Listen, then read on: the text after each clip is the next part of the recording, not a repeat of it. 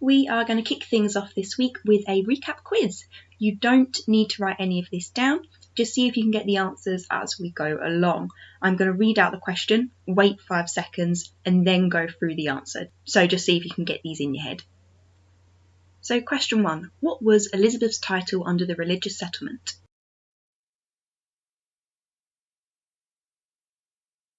Elizabeth was the supreme governor of the English Church. This made her the head of the Church of England instead of the Pope. Question 2. Give one thing Puritans were unhappy about.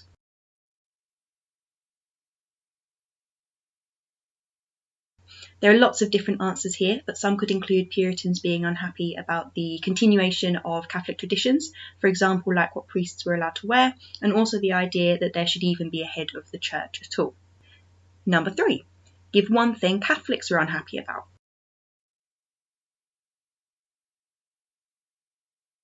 Again, lots of different answers here, but you could have said that Catholics were unhappy about the Pope no longer being head of the church, that the Bible and church services were no longer in Latin, or that there was no more Catholic Mass.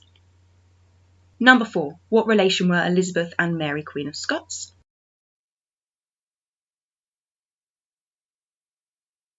They were cousins. Number 5. I'm going to give you 10 seconds for this one.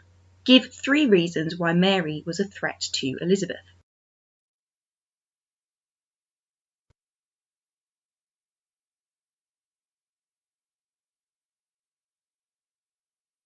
Again, lots of different reasons, but here are my 3. That she is a Catholic, that she has strong claims to the English throne, and that there were a lot of Catholics in the north of England willing to support her. Question 6. Who were the leaders of the Northern Rebellion?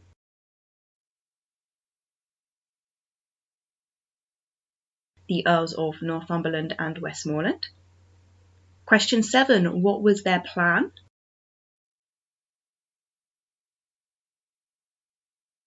To marry Mary, Queen of Scots, to the Duke of Norfolk, so there could be a Catholic succession. And finally, number 8, why did it fail?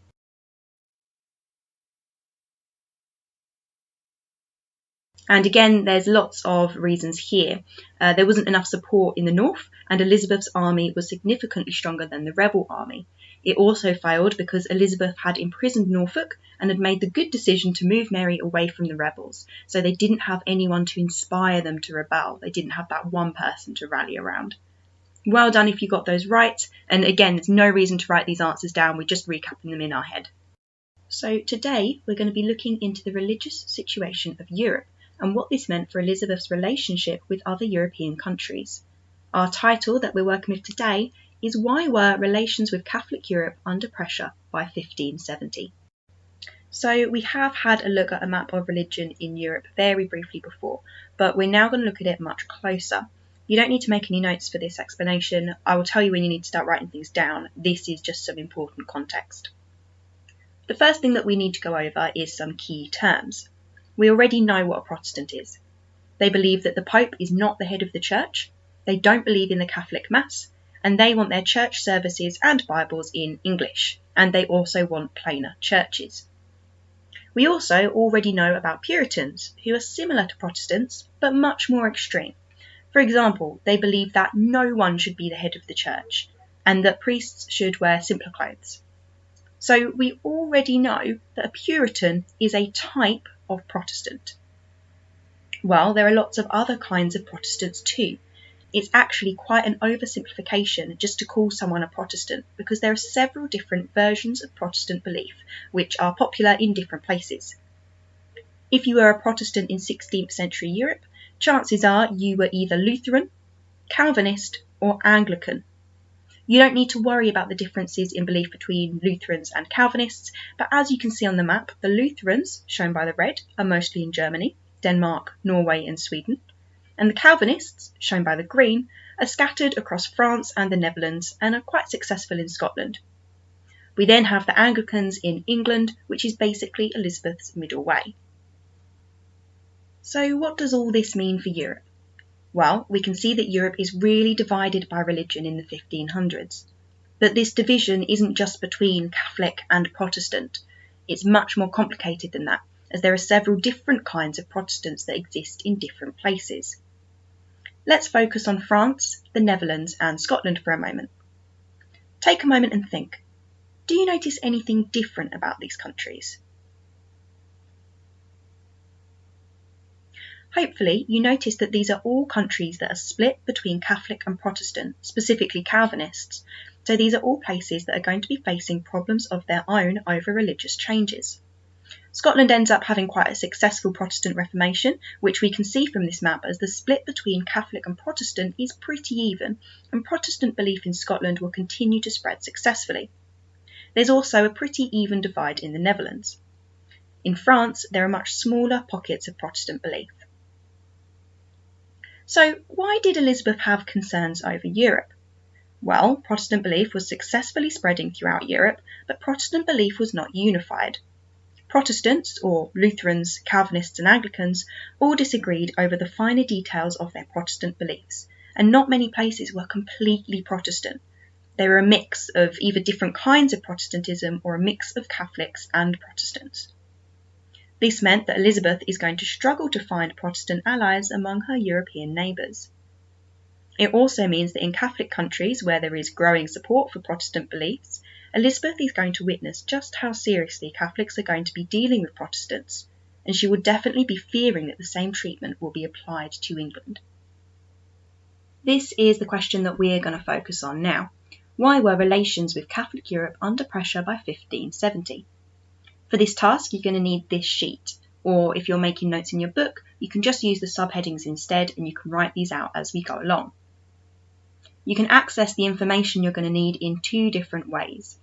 Either you can use the PDFs attached to this lesson's Google Classroom post, or you can read the exact same information from this video on the following slides, so you can just pause the video and make notes from here.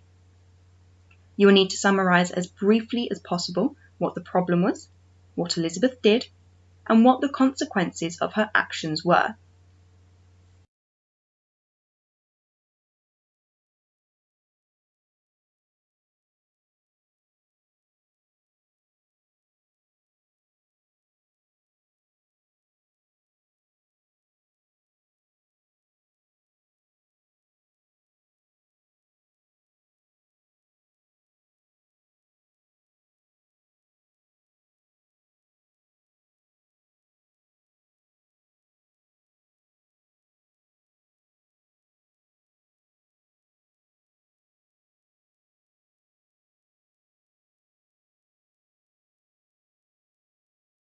By now, you should have completed notes on Elizabeth's relationship with France, Scotland, the Pope, and Spain and the Spanish Netherlands. In your final box on your note sheet, you now need to answer the question, why were relations with Europe under pressure by 1570? Let's think about some of Elizabeth's actions and how they might have led to an increase of tension with Catholic Europe. I want you to pause here and think. What categories could you think of that characterise Elizabeth's actions with Europe? The categories I'm going to look at are military, economic and religious, but if you thought of any others, that's also fine. Firstly, let's look at her military actions. Elizabeth supported lots of foreign Protestants by giving them money and military aid. This showed that Elizabeth was prepared to defend the Protestant faith, as well as ready to oppose Catholics. This increased tensions between Elizabeth and Catholic countries because it showed that England was prepared to fight if necessary. Secondly, let's look at the economic reasons why relations came under pressure. Particularly important is the fact that Spain and England stopped trading for a year because English merchants were spreading Protestant ideas in the Spanish Netherlands. This was significant as it showed that Spain was not willing to stand by and do nothing while the English spread their Protestant ideas.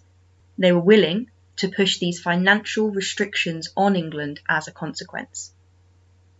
Also important is the fact that Elizabeth allowed sea beggars to attack Spanish ships and even took Spanish gold for herself. This worsened relationships because it showed Europe that Elizabeth was prepared to aggravate Catholic countries. Finally, let's look at the religious reasons why relations with Catholic Europe were under pressure. Elizabeth allowed Dutch Protestants, that is, Protestants from the Netherlands, to live in England. This meant she was protecting the people that Spain, who controlled the Netherlands, were trying to get rid of. It is these Dutch Protestants who are attacking the Spanish ships too, so Elizabeth is allowing Protestants in England to attack Catholic Spain, or at least the property of Catholic Spain. Also significant is the fact that the Pope had excommunicated Elizabeth, meaning that she had been officially kicked out of the Catholic Church. This meant that Catholic rulers no longer had to accept her role as the rightful Queen of England. Fill in the last box on your note sheet now, or write a short conclusion in your books to summarise why relations with Catholic Europe were under pressure by 1570. If you like, also complete the extension. How do you think the Catholics who escaped to Europe after the Northern Rebellion, so what we looked at last week, would have viewed the excommunication? What do you think they might start to do from Europe?